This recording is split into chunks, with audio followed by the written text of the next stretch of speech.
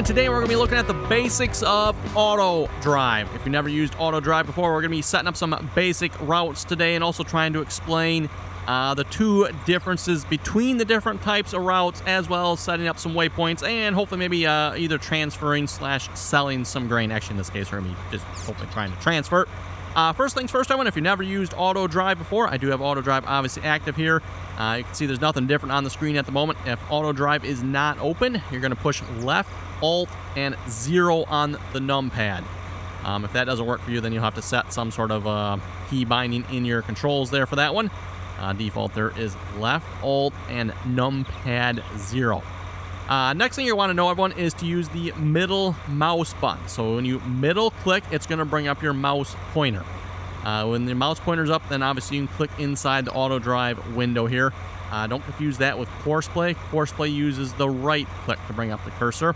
Courseplay's cursor is compatible with auto drive, so you can right click and use that in auto drive one. You cannot use auto drive's cursor inside of Courseplay. If you notice middle click here, and auto drive's cursor does not work. So again, bring up Courseplay's, and then that one works. So anyway, middle click here, Evan. We got the mouse pointer up, and then as you just seen, Evan, I can drag this window around as well. So you can put this window wherever you think it fits. Again, at least in my case, I'm going to just kind of tuck it right up in there. That works pretty good for me. Now, everyone, now that we got auto drive open, we need to record some courses or routes, whatever you want to call them here. So first things first, we're just gonna kind of like just drive over to the field here real quick. There are two types of routes you can record with auto drive on. There are one-way routes and two-way routes. So if we click on the exclamation point here, everyone, and if we hit record, we're going to be recording a one-way route. If you look at the route we're recording here, you notice it has arrows on it.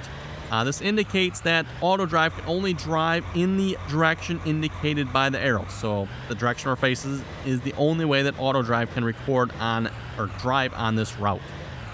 Now, maybe we want, can't really think of a scenario for this one because I typically use always one-way routes, but maybe you want a route where auto drive can go both directions on the same line. This is maybe something you got like a path to a field or something, when you think auto drive can just go either direction on it. And that's so we don't get confused. We're just gonna trash can all those. Oh, okay, all gone. Let's say you want to record a two-way route, everyone.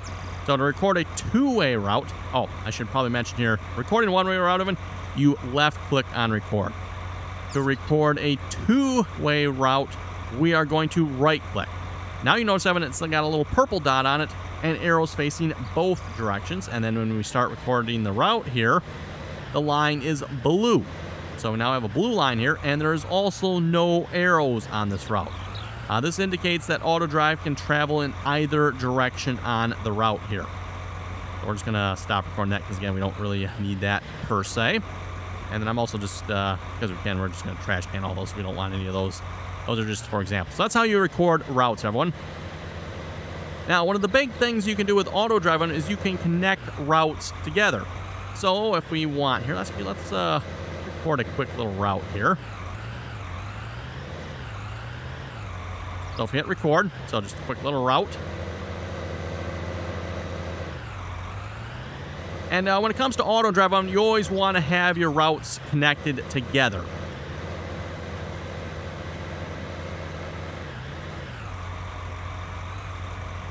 So just record a quick circle there. Nothing to it. This route, obviously, I'm out in the middle of the field, is not going to accomplish anything.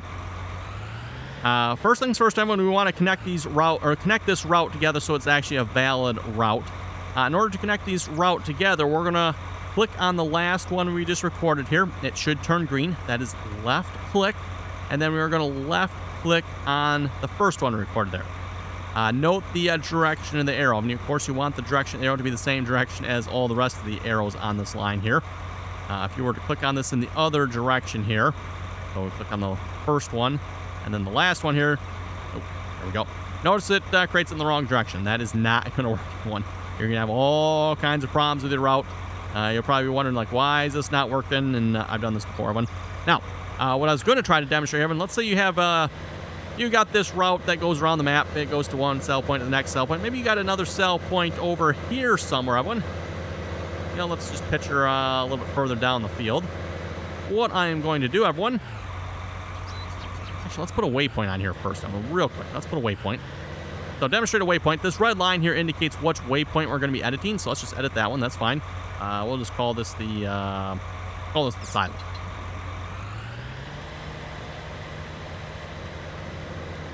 So just pretend again, everyone, that there's like locations here. There actually is not.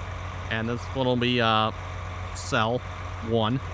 And then let's pretend a little further, like over by that stalk before, and everyone.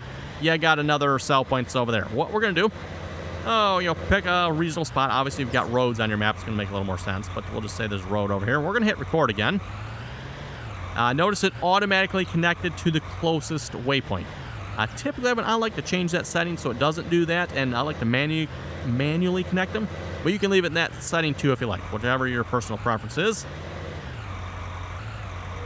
And we'll just say there's a cell point here, so cell 2.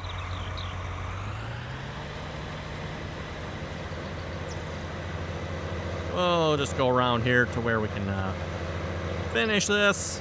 And again, it's going to depend on the roads on your map. Obviously, this is not like a legitimate course here. Well, it actually technically is. Auto drive could drive this. There's nothing in the locations, right?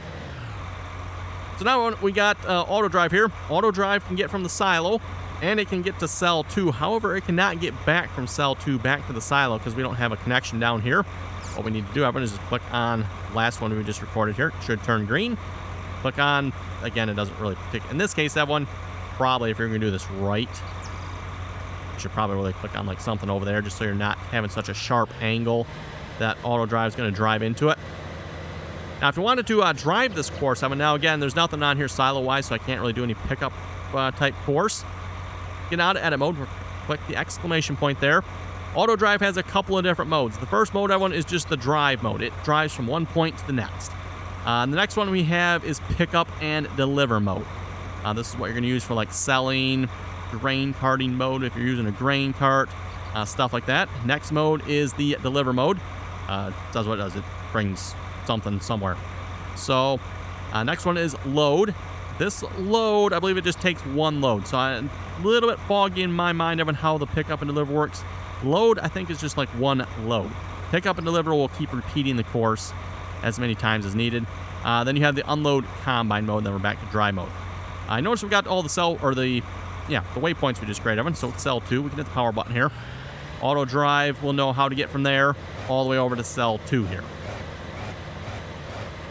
Hopefully, anyway. Going to be a little derpy with the speed, but hopefully you get the idea of that, everyone. He is slowly making his way over to bring this up here, the course. Again, he might, it's probably not the best spot. He probably really should have it like connected up in here somewhere where the tractor currently is, so he doesn't have such a sharp angle. We're just gonna hit the power button on this because we don't really need that. Now let's go over to the silo oven. We're gonna try to actually do a pickup and deliver here, just so you can kind of see how this works. Why did I do that? I don't know. We're gonna pop that back open here.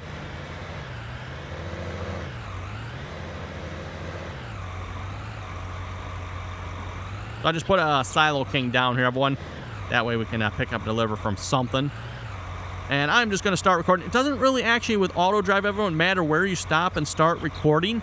It really doesn't, just so your lines are all connected, and you can always add waypoints after the fact. So we're just going to start recording right here.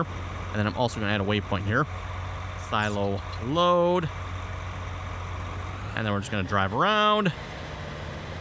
One thing to note with the loading and unloading spots, everyone, you typically want to have auto drive set up so that the loading point is after where it needs to load, and then the selling is also after where it needs to sell. Auto drive should automatically detect where it needs to unload at, and it does not need a waypoint to do so. I'm trying to get a waypoint here. There we go. There we go. That's what I want. Okay. And then unload silo. Pretend this was a sell point too if you want to. In this case, we're just taking out of the silo and putting back in the silo. I've never actually tried this with auto drive. I don't know if it'll maybe get used by this or not. We'll find out. But it will work in theory, everyone. So just keep in mind, if this doesn't work, this is how you would create a pick up and deliver course. And that looks pretty good right there. We'll stop recording. Now, again, everyone, you always want to make sure your courses are connected here. Unlike with Course Play, where you actually have a start and stop where maybe that's disconnected, auto drive them, you want to have it connected. So again, we're going to left click on the last one. Left click on the first one, creates a line in the right direction. We're going to get out of edit mode here. We're going to switch over to pick up and deliver. We're going to pick up from silo load. We're going to drop off at silo unload or unload silo and wheat. Hit the power button here. While we're doing this, everyone, a couple other things you can do with auto drive here. Once you record your course, you can edit these waypoints after the fact. If you mouse over one of these waypoints, everyone, it will turn blue, and if you right click, hold and right click, and you can move these points around. So maybe you have a point that's not quite in the right spot, or you need to shift something over a little bit. I do this quite frequently when it comes to grain carting, everyone. Sometimes you don't have it quite in the right spot, you need to shift it over. You can now right click and move them over as needed. Also, you have the options, everyone, for adding waypoints if you need to add one. Again, keep in mind this red line points to which one you're editing. You also have the option to delete one and then edit a waypoint. I'm not really sure what's the difference between this one, everyone, and this one, to be honest. They both will do the same thing. You can also edit with this one as well. So, to be honest, it really doesn't make it. Now, notice, everyone, this is what I was saying earlier. Notice that auto drive is actually not up to the waypoint. The waypoint is actually way over here. Again, auto drive should automatically detect the load and unload spots. So your waypoints need to be beyond where the target is. If you have them before the target, it is possible when the auto drive will detect those first and not actually get to your unload or your load spot. So just something to keep in mind there. If we bring up the settings here real quick, everyone, as I was mentioning here a few moments ago, let's see what's here. It is under, line height. This is a good one if you're recording a path in a field, everyone. You can hit that. Go back to edit here, pop that back up. You notice it'll bring the lines up so you can actually, like, if you're in a field that has crop on it, you can actually see them. Use that occasionally. Back to the settings here again. Let's see, which one am I looking for? I am looking for... Okay, apparently I'm missing here. Oh, yes, there we go. Right on the first page. Auto connect the start. This, everyone, is if you're recording another route next to an existing one, it will automatically connect them together. You can also auto connect the ends together if you like. Again, just my personal preference, I like to set those to no, and I manually connect them. But that is totally up to you. Just thought I'd mention that. There's also like pathfinding time, at least on my computer with combines and stuff. I've cranked that up. I don't know if it really makes a difference or not, but I've turned that one on. Typically, when it comes to combining 200, I'll turn avoid fruit off.